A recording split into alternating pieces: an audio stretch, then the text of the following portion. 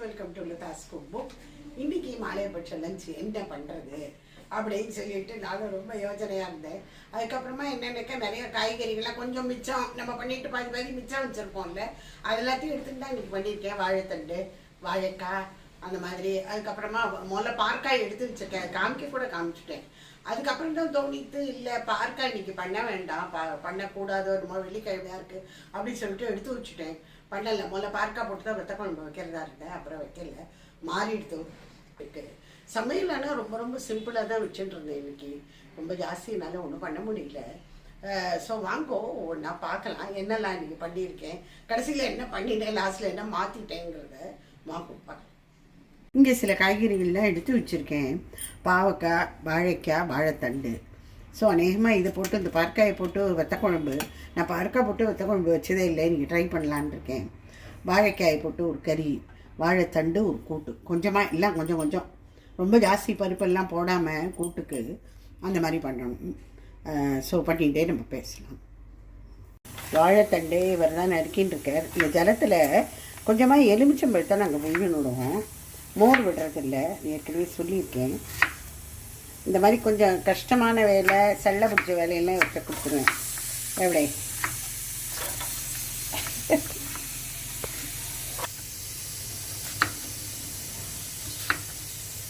இந்த வாழைத்தண்டு கூட்டு பண்ணுறதுக்கு குக்கரில் அப்படியே டைரெக்டாக வேக விட்டுருவோம்.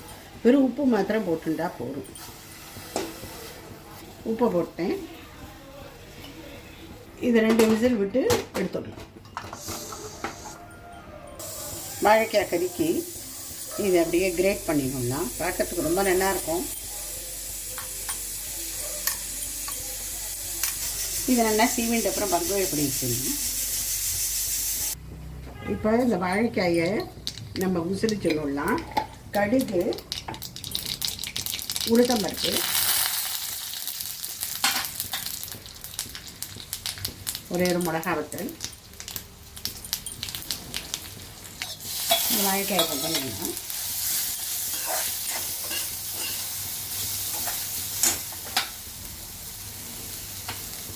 இஞ்சி இதை துருவி வச்சுருக்கேன், மாவாக போயிடுத்து.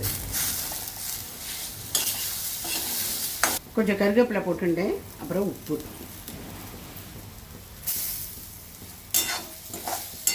இதில் தேங்காயை போட்டு இறக்கிட வேண்டியதாக ஒரு கலவி ஆயிடுச்சு வாழைக்காய்.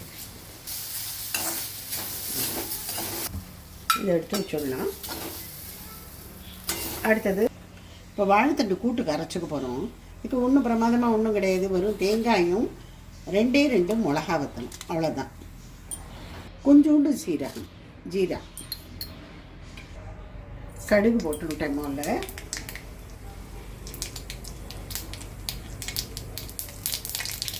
கருவேப்பிலை ரெடி. இந்த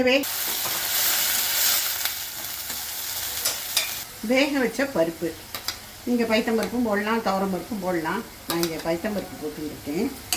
கூட்டுக்கு எப்போவுமே நான் பைத்தம்பருப்பு தான் போடுவேன். அரைச்ச தேங்காய் விழுதியும் போட்டு ஒரு கொதி விட்டுக்கலாம். கொஞ்சோண்டு அரிசி மாவு கரைச்சி இறக்கணும். இனிமேல் இறக்கிடலாம். ஆயிடுச்சு. பொட்டு ரசம் வச்சுடலாம். அதுக்காக இங்கே கொஞ்சோண்டு 1 ஸ்பூன் எண்ணெய் வச்சுருக்கேன். அதில் கடுகு,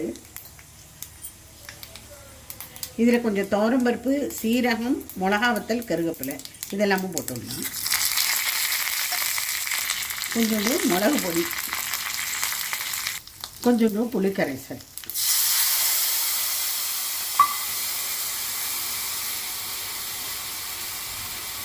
உப்பு. இப்போ ஜலத்தை விட்டு விளாவி வச்சுடலாம். நான் கொஞ்சமாக பருப்பு போட்ட ஜலம் இருந்தது, அதை போட்டிருக்கேன். இல்லைன்னா வெறும் ஜலமே போட்டாலும் கூட நல்லாயிருக்கும். கொட்டு ரசம் அப்படி டேஸ்டியாக இருக்கும். கொஞ்சமாக இது வெல்லம் போட்டு இறக்கிடலாம். இப்போ ரசம் ஆகிடுத்து, இறக்கிடலாம்.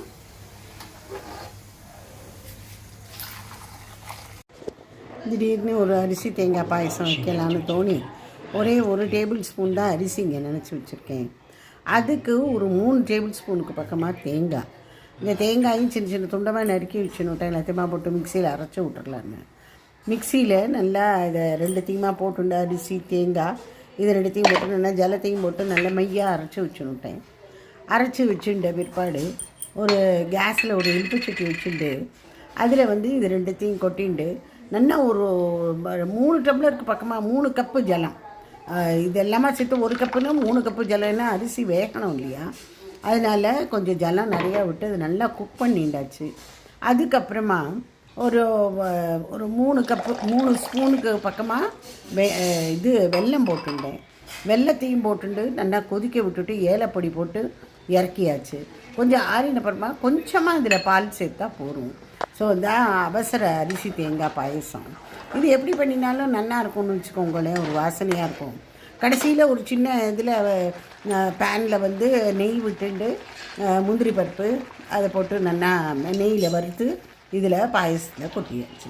ஸோ அரிசி தேங்காய் பாயசம் இஸ் ரெடி.